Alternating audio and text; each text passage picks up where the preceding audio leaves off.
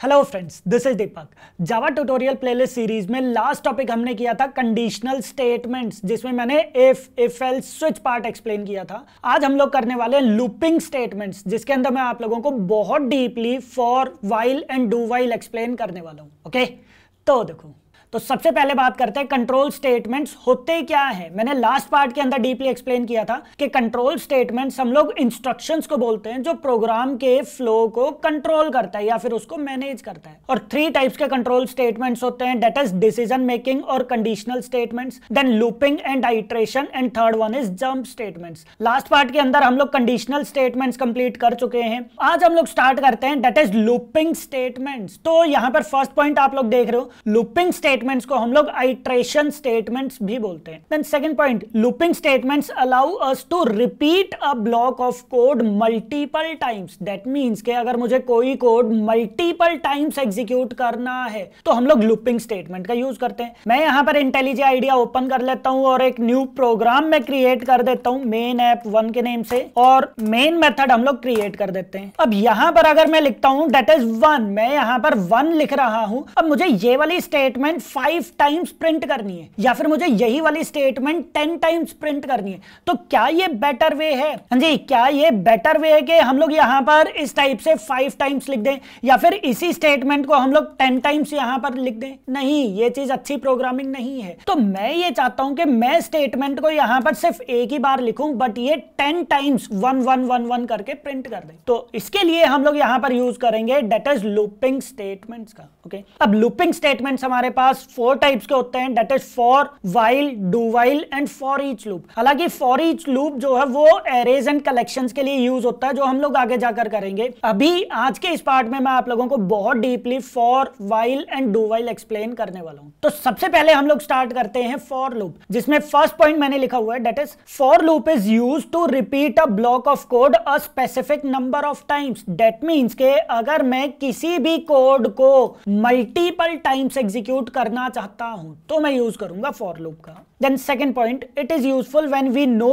exactly how many times we need to repeat a task। ये चीज बहुत ज्यादा इंपॉर्टेंट है। फॉर लूप हमें यूज कब करना चाहिए, ध्यान रखना। अगर आप लोगों को पता है कि ये वाली स्टेटमेंट मुझे 5 टाइम्स ही रिपीट करनी है या फिर ये वाली स्टेटमेंट मुझे 10 टाइम्स ही रिपीट करनी है, मतलब अगर आपके पास फिक्स नंबर है तो हम लोग यूज करेंगे फॉर लूप का। यही चीज मैंने यहां पर लिखा हुआ है कि अगर आपको एग्जैक्ट नंबर पता है कि कितने टाइम्स मुझे उस लूप को एग्जीक्यूट करना है तो हम लोग यूज करते हैं फॉर लूप का। कैसे, ये चीज मैं अभी आगे जाकर प्रोग्रामिंग के थ्रू डीपली एक्सप्लेन करने वाला हूं, ठीक है। देन नेक्स्ट पॉइंट आ जाता है हमारे पास सिंटेक्स। सिंटेक्स क्या होता है? सिंपल फॉर के बाद इनिशियलाइजेशन हम लोग प्रोवाइड करते हैं, then condition, then increment and decrement, then for loop का braces start and braces close, और उसके अंदर आ जाती है स्टेटमेंट। अब फ्लो की बात करते हैं कि ये काम कैसे करता है, और ये तीनों चीजें होती ही क्या है, इनिशियलाइजेशन, कंडीशन, इंक्रीमेंट, डिक्रीमेंट, ये चीजें होते क्या है यहां पर समझो। देखो, इनिशियलाइजेशन का मतलब होता है कि मैं वेरिएबल के अंदर वैल्यू इनिशियलाइज कर रहा हूं।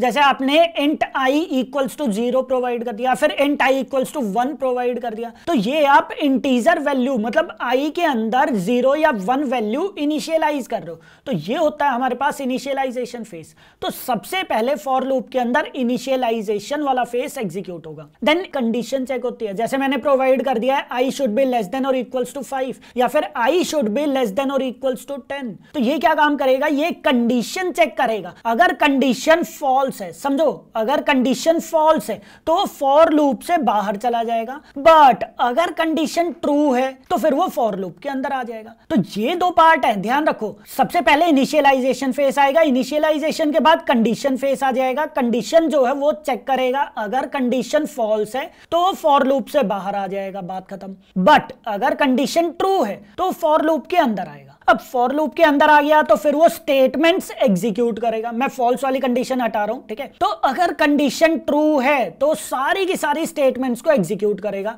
और जब सारी स्टेटमेंट्स एग्जीक्यूट हो जाएगी फिर वो इंक्रीमेंट या फिर डिक्रीमेंट करना स्टार्ट कर देगा। जैसे आई की वैल्यू पहले 1 थी, मैंने इंक्रीमेंट लगाया हुआ है तो आई की वैल्यू 2 कर देगा, फिर आगे जाकर अगेन इंक्रीमेंट होगा, आई की वैल्यू क्या हो जाएगी 3। तो इस टाइप से बार बार नंबर जो है वो इंक्रीमेंट होता जाएगा। अगर डिक्रीमेंट यूज किया हुआ है तो वो नंबर एक एक करके डिक्रीज होता जाएगा। तो ये आपके ऊपर, आप क्या चीज यूज करना चाहते हो, इंक्रीमेंट या डिक्रीमेंट। इंक्रीमेंट या डिक्रीमेंट होने के बाद अगेन वो कंडीशन चेक करेगा और कंडीशन चेक करने के बाद वही सेम स्टेप्स वो फॉलो करने लग जाएगा। अगर कंडीशन ट्रू है तो फॉर लूप के अंदर आएगा, स्टेटमेंट्स एग्जीक्यूट करेगा और फिर से अगेन इंक्रीमेंट या डिक्रीमेंट कर देगा, फिर से कंडीशन चेक करेगा, फिर से अगर कंडीशन ट्रू है फिर से वो फॉर लूप के अंदर आ जाएगा। तो ये चीज आप देख रहे हो, ये देखो ये हमारा लूप के अंदर चलने लग गया। अगर आप लोग यहां पर एरो मार्क देख रहे हो तो ये क्या है, ये लूप के अंदर चलने लग गया। तो इसीलिए हम लोग इसको बोलते हैं लूपिंग स्टेटमेंट। और ये चलता रहेगा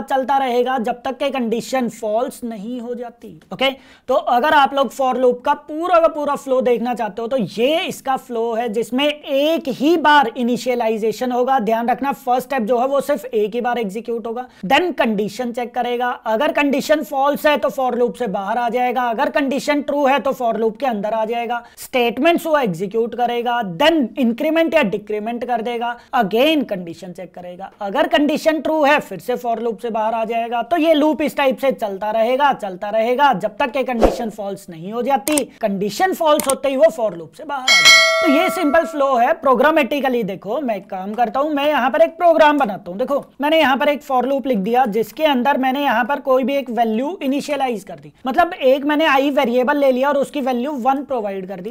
देन मैंने कंडीशन यहां पर प्रोवाइड कर दिया, I should be less than और equals to 5, and then increment part मैंने प्रोवाइड कर दिया और एट लास्ट में यहां पर 1 को प्रिंट कर रहा हूं। तो सबसे पहले मैंने यहां पर आई वेरिएबल को इनिशियलाइज कर दिया 1 वैल्यू से, देन वो कंडीशन चेक करेगा। कंडीशन हमारे पास ट्रू है बिकॉज 1 इज लेस देन और इक्वल्स टू 5। कंडीशन ट्रू है, वो फॉर लूप के अंदर आएगा, सारी की सारी स्टेटमेंट्स को एग्जीक्यूट कर देगा। दैट मींस के 1 आउटपुट वो प्रोवाइड कर देगा। देन आई की वैल्यू वो इंक्रीमेंट कर देगा, पहले आई की वैल्यू 1 थी तो अब कर देगा 2।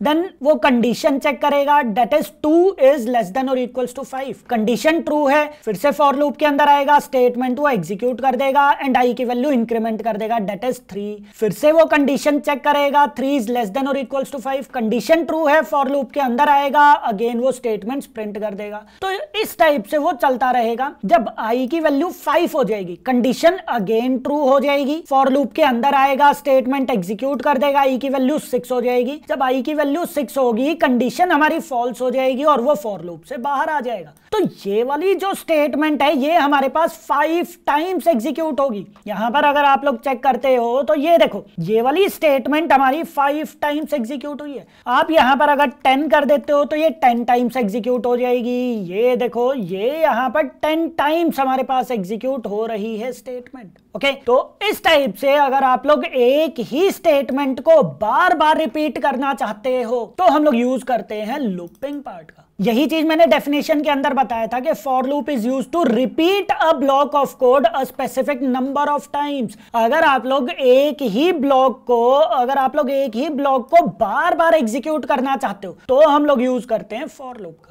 सो आई होप अब आप लोगों को समझ में आ गया होगा कि फॉर लूप क्या होता है और उसका फ्लो क्या होता है। ये चीज डीपली आप लोगों को पता होना चाहिए। ओके, तो इस टाइप से आप लोग और भी प्रोग्राम्स ट्राई कर सकते हो। मैंने यहाँ पर कुछ टास्क आप लोगों को दिखा दिए हैं, ये प्रोग्राम्स आप लोग फॉर लूप के थ्रू ट्राई करके देखना। Okay, then next looping statement हमारे पास है, दैट इज व्हाइल। तो व्हाइल लूप क्या होता है? तो फर्स्ट पॉइंट हमारे पास है, while loop is used to repeat a block of code as long as a specific condition is true. जब तक कंडीशन ट्रू है वो स्टेटमेंट्स को बार बार एग्जीक्यूट करता रहेगा। कैसे? प्रोग्रामिंग के थ्रू अभी हम लोग करेंगे। सेकंड पॉइंट है, it is useful when we don't know how many times we need to repeat a task. That means के जब तक आप लोगों को नंबर ऑफ आइटरेशंस नहीं पता कि वो कितने टाइम्स लूप एग्जीक्यूट होगा, जब तक नहीं पता तब तक आप यूज करो व्हाइल लूप। अगर आपको पता है कि ये इतने टाइम्स ही रिपीट होगा फिर आप यूज करो फॉर लूप। तो व्हाइल लूप को हम लोग तभी यूज करते हैं जब हमें नंबर ऑफ आइटरेशंस का आइडिया नहीं है। और ये इसका सिंपल सिंटैक्स आ गया, व्हाइल के बाद कंडीशन और फिर हमारे पास स्टेटमेंट आ जाती है। तो इसका सबसे पहले फ्लो समझते हैं और फिर हम लोग प्रोग्रामिंग पार्ट पर आएंगे। तो ये हमारे पास सिंपल सिंटैक्स आ गया। अब यहां पर सबसे पहले हमारे पास कंडीशन चेक होगी। अगर कंडीशन फॉल्स है, समझो अगर कंडीशन फॉल्स है तो वो व्हाइल लूप से बाहर आ जाएगा। बट अगर कंडीशन ट्रू है देन वो स्टेटमेंट्स को एग्जीक्यूट कर देगा और वापस से वो कंडीशन चेक करेगा। अगर कंडीशन ट्रू है फिर से वो व्हाइल लूप के अंदर आ जाएगा, स्टेटमेंट स्टेटमेंट एग्जीक्यूट करेगा और फिर से वो कंडीशन चेक करेगा। तो यहां पर भी अगर आप लोग देख रहे हो तो यहां पर भी हमारे पास लूप में ये आ चुका है, एरो मार्क देखो यहां पर, ये भी अगेन लूपिंग पार्ट में एग्जीक्यूट हो रहा है। तो इसीलिए हम लोग इसको बोलते हैं व्हाइल लूप, क्योंकि जब तक कंडीशन ट्रू है ये तब तक व्हाइल लूप जो है चलता रहेगा। ओके, तो ये इसका पूरा फ्लो है व्हाइल लूप का, जिसमें सबसे पहले कंडीशन चेक होगी, अगर कंडीशन फॉल्स है तो वो व्हाइल लूप से बाहर आ जाएगा, बट अगर कंडीशन ट्रू है व्हाइल लूप के अंदर आ जाएगा, स्टेटमेंट एग्जीक्यूट करेगा और फिर से कंडीशन चेक करेगा। कंडीशन ट्रू है फिर से वो अंदर आ जाएगा व्हाइल लूप के, फिर से स्टेटमेंट एग्जीक्यूट करेगा और कंडीशन चेक करेगा। तो इस टाइप से बार बार एग्जीक्यूट होता चला जाएगा। कैसे, ये भी हम लोग प्रोग्रामिंग पार्ट के थ्रू समझ लेते हैं। तो मैं यहां पर मेन ऐप टू एक न्यू जावा क्लास क्रिएट कर दिया और मेन मेथड क्रिएट कर दिया। अब यहां पर मैं एक प्रोग्राम क्रिएट कर रहा हूं जिसमें मुझे इवन नंबर्स प्रिंट करने। तो मुझे यहां पर 1 से लेकर 17 तक जितने भी इवन नंबर्स हैं उनको प्रिंट करना है। अब मुझे नहीं पता कि 1 से लेकर 17 तक कितने इवन नंबर्स हैं, तो क्या मैं यहां पर फॉर लूप का यूज कर सकता हूं? नहीं कर सकता, क्योंकि मुझे फॉर लूप के अंदर फिक्स आइट्रेशन नंबर का पता होना चाहिए, बट यहां पर तो मुझे पता ही नहीं है। तो मैं यहां पर यूज करूंगा व्हाइल लूप। समझो इस चीज को, अगर आपको नंबर ऑफ आइट्रेशंस का नहीं पता, अब मुझे नहीं पता कि 1 से लेकर 17 तक कितने इवन नंबर्स हैं, मैं व्हाइल लूप यूज करूंगा। बट अगर मेरे पास फिक्स नंबर ऑफ आइट्रेशंस होती तो मैं यूज करता फॉर लूप का। तो यहां पर मैं एक काम करता हूं, यहां पर मैं सिंपली एक नंबर ले लेता हूं डेट इज 1 के नेम से, और यहां पर मैं लगा देता हूं डेट इज व्हाइल लूप। एक काम करो, आप 1 भी मत करो, आप यहां पर 2 से स्टार्ट कर दो, क्योंकि फर्स्ट इवन नंबर जो है वो 2 है। और मैं यहां पर कंडीशन प्रोवाइड कर देता हूं कि मुझे 1 से लेकर 2, क्योंकि 2 इवन नंबर है, तो 2 से लेकर 17 तक जितने भी इवन नंबर है वो प्रिंट करने हैं। तो ये लो जी, मैंने यहां पर नंबर को प्रिंट कर दिया। और अब मैं यहां पर एक और स्टेटमेंट लिख देता हूं, that is number equals to number plus 2, क्योंकि मुझे पता है कि जब मैं +2 करता रहूंगा तो इवन नंबर ही आने वाला है। तो यहां पर मैंने कंडीशन प्रोवाइड कर दिया है कि 17 से नीचे नीचे तक, ये देखो 2 से अबव और 17 से नीचे नीचे तक जितने भी इवन नंबर्स हैं वो सारे के सारे इवन नंबर प्रिंट कर देगा। अब अगर आप इसको रन करके देखते हो तो ये देखो जितने भी इवन नंबर्स हैं वो सारे के सारे उसने प्रिंट कर दिए। अब यहां पर अगर मैं 17 की जगह पर कर देता हूं फॉर एग्जांपल 30, तो जितने भी इवन नंबर्स होंगे वो यहां पर प्रिंट कर देगा। अब की बार यहां पर नंबर ऑफ वैल्यूज जो है वो देखो वो इंक्रीज हो गए। तो यहां पर मुझे नहीं पता था कि ये वाला लूप कितने टाइम्स एग्जीक्यूट होने वाला है, और इसी वजह से मैंने यहां पर व्हाइल लूप का यूज किया है। तो ये हमारे पास सिंपल लॉजिक पार्ट आ गया। ओके, आप चाहो तो इसको और भी तरीके से कर सकते हो, जैसे मैं यहां पर सिंपल ये भी चीज कर सकता हूं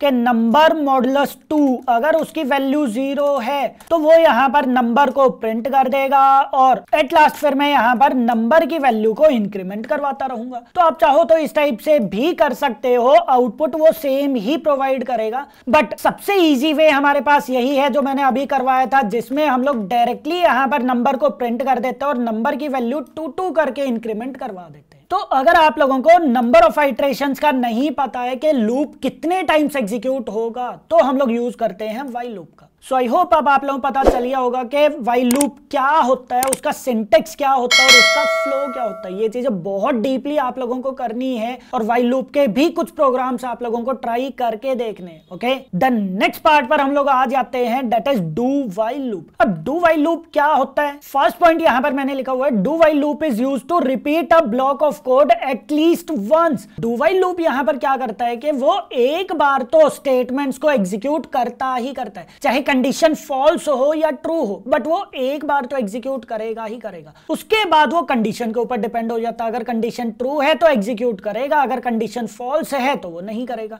दैट मींस के डू व्हाइल लूप वो एक बार तो एग्जीक्यूट होगा ही होगा। देन सेकंड पॉइंट है, it is useful when we want the code to run at least once even if the condition is false initially. That means के डू व्हाइल लूप हम लोग तब यूज करते हैं जब मुझे एक बार तो स्टेटमेंट्स को एग्जीक्यूट करवाना ही करवाना है, सेकेंड टाइम पर वो कंडीशन के ऊपर डिपेंड करेगा। देन हमारे पास आता है सिंटेक्स, जिसमें डू आ जाता है हमारे पास, then braces start and close. Do के अंदर हम लोग स्टेटमेंट्स प्रोवाइड करते हैं, एंड देन व्हाइल लूप आ जाता है। अब हम लोग इसका भी फ्लो देख लेते हैं। तो सबसे पहले हमारे पास डू एग्जीक्यूट होगा, डू ब्लॉक एग्जीक्यूट होगा, देन डू के अंदर आएगा तो स्टेटमेंट्स एग्जीक्यूट कर देगा। स्टेटमेंट एक बार एग्जीक्यूट हो चुकी है, अब वो व्हाइल कंडीशन चेक करेगा। अगर कंडीशन फॉल्स है तो वो डू व्हाइल से बाहर आ जाएगा, बट अगर अगर कंडीशन ट्रू है तो वो अगेन डू ब्लॉक के अंदर जाएगा और फिर से वो एग्जीक्यूट होना स्टार्ट हो जाएगा। तो अगर आप लोग यहां पर चेक करते हो तो यहां पर हमारे पास ये भी लूप के अंदर चलना स्टार्ट हो गया। दैट मींस के जब तक कंडीशन ट्रू है तब तक ये लूपिंग पार्ट एग्जीक्यूट होता रहेगा, बट अगर हमारे पास कंडीशन फॉल्स हो जाती है तो डू वाइल लूप से बाहर आ जाएगा। तो ये सिंपल फ्लो है डू वाइल का। इसको भी हम लोग प्रोग्रामिंग के थ्रू समझ लेते हैं। तो मैं यहां पर एक और न्यू प्रोग्राम क्रिएट कर देता हूं, जैसे मेन ऐप 3 के नेम से, और यहां पर मैं एक मेन मेथड क्रिएट कर देता हूं। अब मैं यहां पर हेलो दीपक प्रिंट करना चाहता हूं, तो मैंने यहां पर डू ब्लॉक लगा दिया और इसके अंदर मैंने सिंपली प्रिंट करवा दिया है दैट इज हेलो दीपक, और यहां पर मैं वाइल भी प्रोवाइड कर देता हूं। अब पॉइंट समझो, यहां पर मैं यहां पर इस वाली स्टेटमेंट को एक बार तो एग्जीक्यूट करवाऊंगा ही करवाऊंगा। मैं अभी के लिए इसको नेक्स्ट पार्ट के अंदर लिख देता हूं, ठीक है। तो मैं ये वाली स्टेटमेंट एक बार तो एग्जीक्यूट करवाना ही चाहता हूं, बट सेकेंड टाइम पर मैं कोई कंडीशन प्रोवाइड कर दूंगा कि अगर कंडीशन ट्रू होगी तो ही ये हेलो दीपक प्रिंट करेगा, अदरवाइज ये नहीं करेगा। तो आप एक काम करो, आप यहां पर कोई भी एक नंबर ले लो या फिर काउंट की वैल्यू आप ले लो, ठीक है। यहां पर आपने प्रिंट कर दिया और यहां पर आप प्रोवाइड कर दो कि नंबर की वैल्यू जब तक 5 से बिलो है, नंबर की वैल्यू जब तक 5 से बिलो है ये हेलो दीपक प्रिंट करता रहेगा। अब देखो यहां पर ये क्या काम करेगा, एक बार तो एटलीस्ट प्रिंट करेगा ही करेगा, उसके बाद ये कंडीशन के ऊपर डिपेंड करेगा। तो चेक करके देखते हैं, देखो क्या ये एग्जीक्यूट करेगा, करेगा कितने टाइम्स करेगा, इनफाइनाइट टाइम्स करेगा। ये देखो इनफाइनाइट टाइम्स ये करता जा रहा है, तो इनफाइनाइट टाइम्स चलता जा रहा है। अब आप यहां पर एक काम कर दो, आप यहां पर नंबर की वैल्यू कोई और इनिशियलाइज कर दो, या फिर आप चाहो तो नंबर की वैल्यू आप इंक्रीमेंट कर दो। तो ये देखो नंबर की वैल्यू मैंने इंक्रीमेंट कर दी। अब आप अगेन रन करो,